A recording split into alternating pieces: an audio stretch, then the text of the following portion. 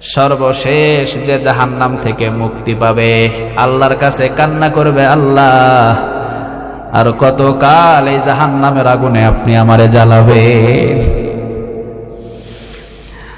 আপনার কি একটু আমার দিকে দয়া মায়া হয় না? জাহান্নাম থেকে মুক্তি করে কি জাহান্নামের গেটের কাছে আমারে নেওয়া যায় না?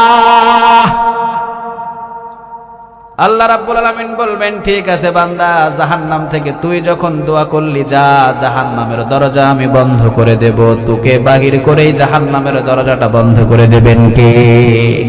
চিরতরের মতো জাহান্নামের দরজাটা বন্ধ হয়ে যাবে। তবে ওই গোলামটারে বাহির করে, ওকে বাহির করবে, বাহির করে জাহান্নামের গেটে দাঁড় করায় রাখবে।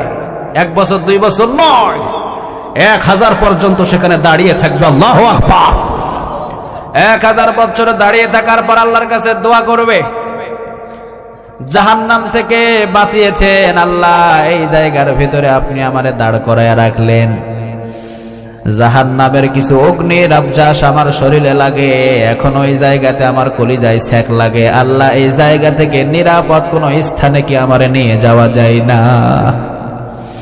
আল্লাহর মতো দয়ালু, আল্লাহর মতো করুণা কেউ আছে নাকি? কথা কর না কেন? আছে, আছে। আল্লাহ বলবে, ঠিক আছে বান্দা, যা।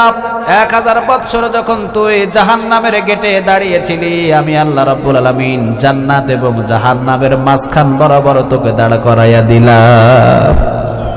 ফেরেশতারা তাকে নিয়ে যাবে জান্নাত এবং জাহান্নামের মধ্য স্থানে। লোকটা দাঁড়িয়ে থাকবে 1000 বছর। কত বছর?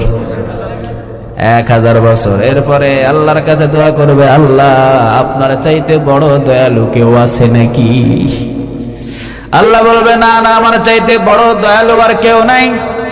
আল্লাহর কাছে বলবে, আল্লাহ আপনার চাইতে করুণা কোন মাবুদ আছে নাকি? আল্লাহ রাব্বুল আলামিন বলবেন, না, আমার চাইতে করুণাওয়ালা মাবুদ আর কেউ নাই। বান্দা বলবে, আল্লাহ তাহলে এই জায়গায় এতদিন দাঁড় করায় রাখলেন কেন? আমার একটু জান্নাতের দাঁড় করাইয়া দেন, জান্নাতের একটা গেটে দাঁড় করাইয়া দেন, অথবা জান্নাতের একটা বারান্দায় দাঁড় করায় দেন, অথবা জান্নাতের একটা জানালার পাশে দাঁড় করায় দেন। আমি জান্নাত চাই না আপনার কাছে, জান্নাতের নাজ নিয়ামতগুলো 2 চোখটা দিয়ে দেখতে চাই। আল্লাহ বলবে, ঠিক আছে, যা। ফেরেশতাদেরকে অনুমতি দেবে, ফেরেশতারা নিয়ে যাবে জান্নাতের গেটে। সুবহানাল্লাহ বলেন। তবে এই লোকটা কিন্তু আমলদার ছিল না, এই লোকটা আল্লাহর ইবাদত করত না, এই লোকটা নামাজ তেমন পড়তো না। তবে এই লোকটা বিশ্বাস করতো যে রব একজন আছে। চিল্লাবেন আল্লাহু আকবার। এই যে বিন্দু মাত্র শুধু ঈমান থাকার কারণে জাহান্নাম থেকে বাঁচায় তারে জান্নাতে ঢোকাবেন কে? সর্বশেষ ওই লোকটাই জান্নাতে যাবে, জাহান্নাম থেকে মুক্তি পেয়ে জান্নাতে যাবে। এরপর জান্নাতের জানালার পাশে দাঁড়ানোর পর জান্নাতের সব নিয়ামতগুলো দেখতে পাবে না। জানালা দিয়ে কি ঘরের সব সাইড দেখা যায় নাকি? কথা কন না কেন? যায়, যায়, এক সাইড দেখা যায়, সব তো নিয়ামত আর দেখা যায় না।